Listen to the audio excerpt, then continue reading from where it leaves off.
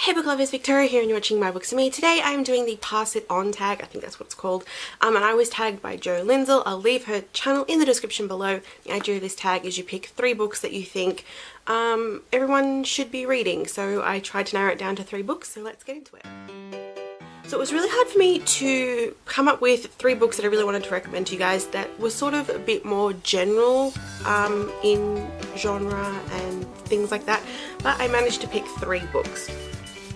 So the first one is Yours E.R. by Terence Blacker. This is a series of letters that the Queen has written to her most trusted secretary, Sir Jeremy, every week for several years. So these are letters that go from, I think it was the, where is it? From the Olympics in London to the birth of Prince George. And what I love most about this is it's actually all fictional, but the way they are written, it sounds so much like what the Queen would write in a letter to someone that she's trusted for many years, and just the way she comments on things sounds very much like what she would say.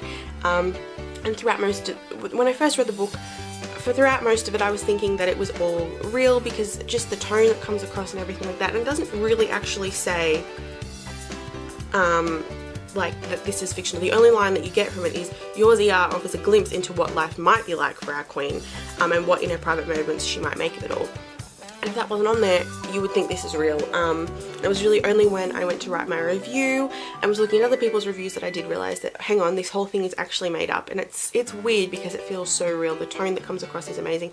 I feel like anyone could really enjoy this book, and it's just a really fun read. It's not very long, and it's really interesting. It's a really good commentary on, like, especially like life in the UK during this time. And if you really like the Queen and the royal family, I think you'll really like this book. So then the other 2 books that I picked are ones that I have mentioned on my channel quite a bit. The first one is Tomorrow When the War Began by John Marsden. This is the first book in the Tomorrow series. It's an Australian series following Ellie Linton and her friends when Australia is invaded by a foreign army, and they are using her little town of Wirrawee and its neighbouring harbour town to infiltrate Australia. And her and her friends who are out of the town camping for the weekend that this happens, and therefore aren't captured like everyone else in the community, they decide to survive and fight back, and they're not going to be caught, and they're going to try and do what they can to try and stop the enemy from stealing their land, from you know, from taking their community, for capturing their families and things like that. It's such a fantastic series. If you're in Australia, if you're an Australian and you have not read this book and this series yet, I highly recommend it. I think every Australian should read this. It is, especially if you live in the country. I'm in the country and this book is set in a country town, so it's very relatable, and you feel like it could happen to you. You feel like that you could be part of this story. So if you're in Australia, I highly recommend this book. If not, I still really recommend it. It's kind of, I feel like if you're into dystopian, you'll really like this, because while it's not actually dystopian in the sense of what we read as dystopian novels, it's very, you know, it has similar elements. It's full of action and adventure. It's got some amazing characters. All of the characters in here are amazing characters.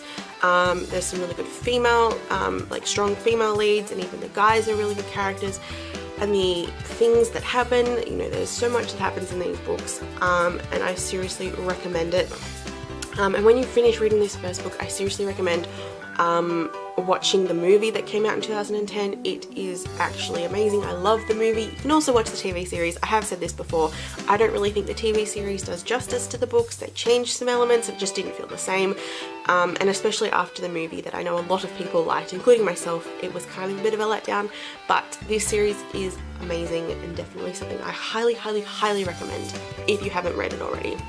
Finally, the last book I think is very fitting for this time of year, and that is A Rose for the Anzac Boys by Jackie French. Jackie French is an amazing Australian author, and this book is so beautiful and powerful, and especially being April and Anzac Day coming up, I think it's just a really important read. I read this around Anzac Day last year, and it just sort of, I want to say it changed my perspective of war. Not that it really did.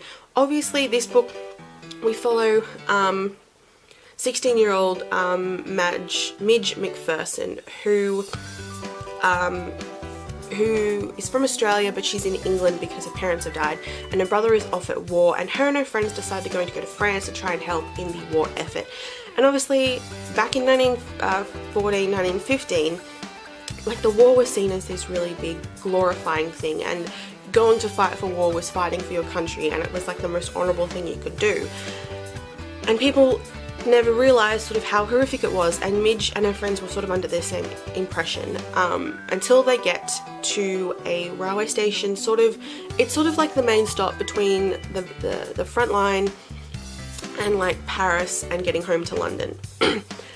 And they are horrified by what they see, because this is where all the injured come when they're getting taken away from the front line, and they didn't realise sort of how horrific it was and how close the front line would be to them, and just sort of the damage that war is doing.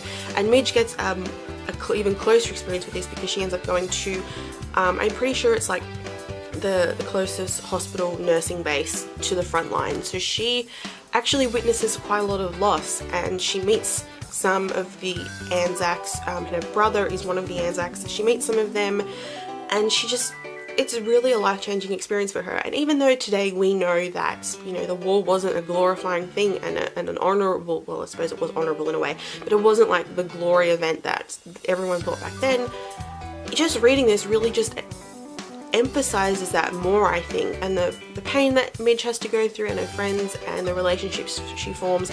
It's really beautiful. This moved me to tears, and reading it around Anzac Day was, I think, the best thing I could do with this book, because I then went to my Anzac Day service the following day. Like, we watched the march, sat in our War Memorial Hall and listened to all the speeches, whatever we have to, what we do, and just sitting there, I was just replaying this book, and it was just such a, it was moving, it was beautiful. I seriously love this book. If you are, I feel like, especially if you're Australian and you're New Zealand, obviously this means, I feel like would mean just a little bit more to you, because it is about the Anzacs.